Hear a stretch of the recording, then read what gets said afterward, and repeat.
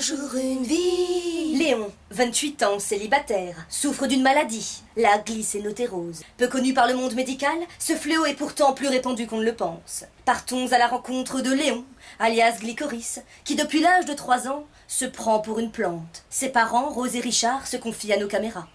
Désolé, je suis en retard à l'interview, là, j'étais en train de me brosser les dents. Ouais, c'est bien, hein. On parle de glyco. De glyco, oui. Glyco, ouais. Alors, honnêtement, je comprends pas cette histoire de plantes, là. Pourtant, le petit, là, était conçu comme les 8 ans.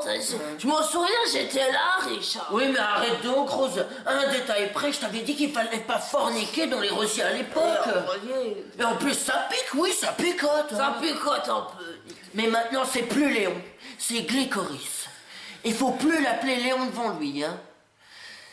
Mais moi, je dis, sa différence, faut la respecter. Sa différence, c'est sa force. C'est des conneries, Richard.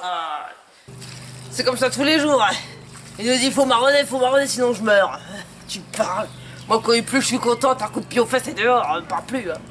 Léon, et Glycoris a accepté de se confier à nos caméras. Ah non, vous voyez bien que ça sert à rien de l'interviewer, il parle pas, c'est normal, hein. Une plante, ça parle pas une plante.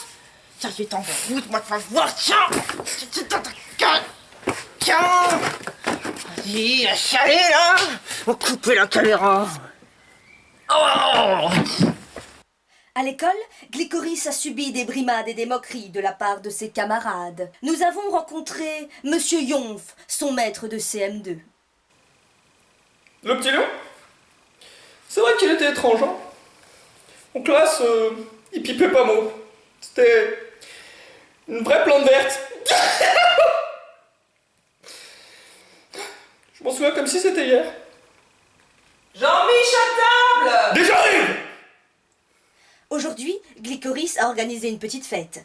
Il a pris la liberté d'inviter quelques camarades pour animer la soirée. Non mais sérieux, ses parents ils sont peu cons. Mais ta gueule, les films là. Ah, bah voilà, je l'ai préféré, mon petit fiston. Un bon terreau, c'est tout ce qu'il lui faut, hein. Eh, tu en prendras un petit peu, vas-y.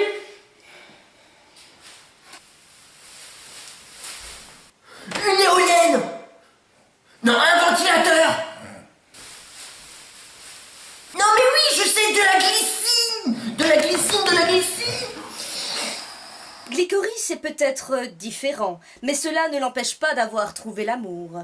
Il se trimballe partout avec cette Brigitte, là, lui, compte fleurette. Tu me parles d'une belle fille, imagine un peu la tronche des petits enfants, y a pas de quoi être fier. Eh, la grosse, ça te dérange si je regarde la publicité CTN avec Glycoris ce soir à la télé? Encore, mais j'en peux plus, ça, tiens, apprends-moi ça. Glycoris! Qu'est-ce qu'il est en train de foutre encore avec ces tulipes?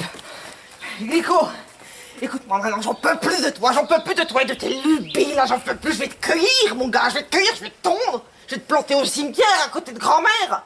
Moi, j'en peux plus, écoute-moi, regarde-moi, tu sais quoi, t'es pas un Glycoris, là, mais t'es Léon. Mais va me seul. Et toi, t'aimerais être une fleur aussi, hein. J'aimerais être une rose. Et t'es juste une Putain. La vie ne s'annonce pas facile pour Clitoris, l'homme plante. Glytoris. C'est ce que j'ai dit. Cependant, il pourra toujours compter sur le soutien de son père. Éclipsons-nous à présent et laissons Glycoris poursuivre sa route et semer des graines de sagesse sur son chemin. La semaine prochaine, nous vous présenterons l'extraordinaire histoire d'un homme dans l'émission « Je suis terrivore ».